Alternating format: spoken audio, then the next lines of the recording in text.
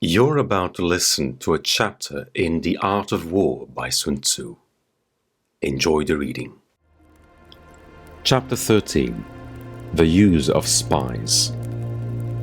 Sun Tzu said, "Raising a host of 100,000 men and marching them great distances entails heavy loss on the people and a drain on the resources of the state. The daily expenditure will amount to 1,000 ounces of silver.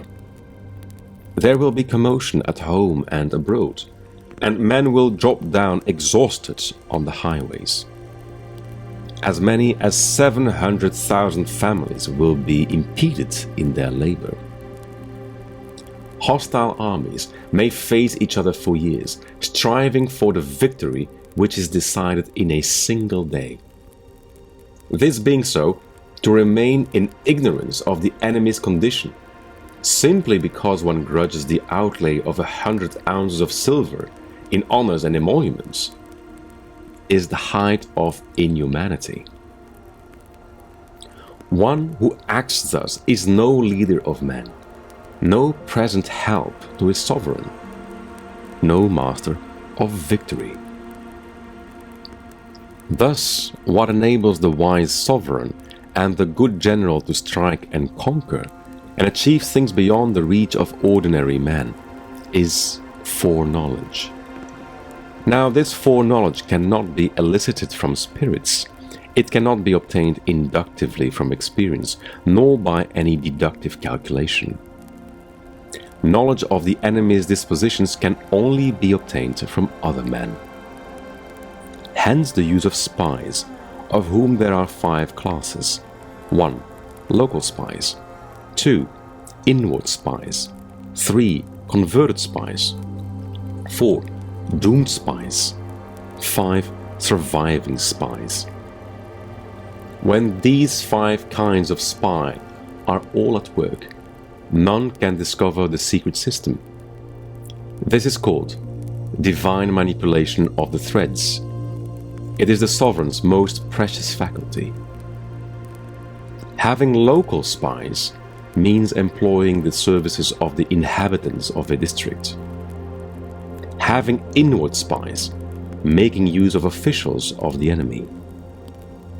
Having converted spies, getting hold of the enemy's spies and using them for our own purposes. Having doomed spies, doing certain things openly for purposes of deception, and allowing our own spies to know of them and report them to the enemy. Surviving spies, finally, are those who bring back news from the enemy's camp. Hence it is that with none in the whole army are more intimate relations to be maintained than with spies. None should be more liberally rewarded. In no other business should greater secrecy be preserved. Spies cannot be usefully employed without a certain intuitive sagacity. They cannot be properly managed without benevolence and straightforwardness. Without subtle ingenuity of mind, one cannot make certain of the truth of their reports. Be subtle, and use your spies for every kind of business. If a secret piece of news is divulged by a spy before the time is ripe, he must be put to death, together with the man to whom the secret was told.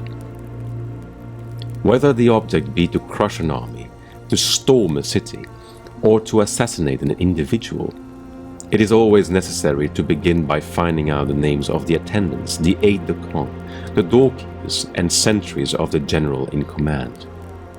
Our spies must be commissioned to ascertain these.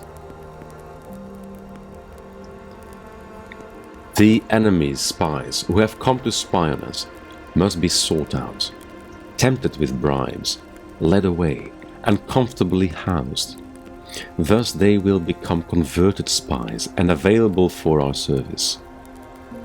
It is through the information brought by the converted spy that we are able to acquire and employ local and inward spies. It is owing to his information, again, that we can cause the doomed spy to carry false tidings to the enemy.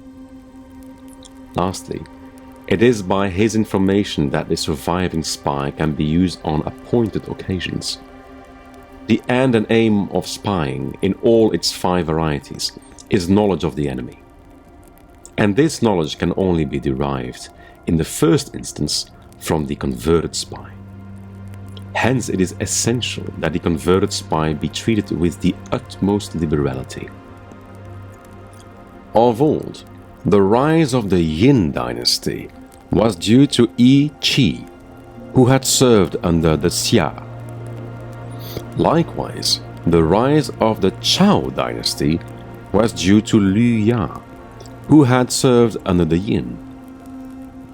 Hence, it is only the enlightened ruler and the wise general who will use the highest intelligence of the army for purposes of spying, and thereby they achieve great results. Spies are a most important element in war, because on them depends an army's ability to move.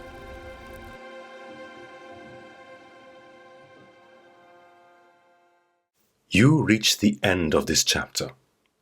What was your biggest insight? If you'd like to listen to another chapter or browse for another audiobook, head over to the channel. For a full version of this narration, please check the purchasing options in the description. Thank you for listening.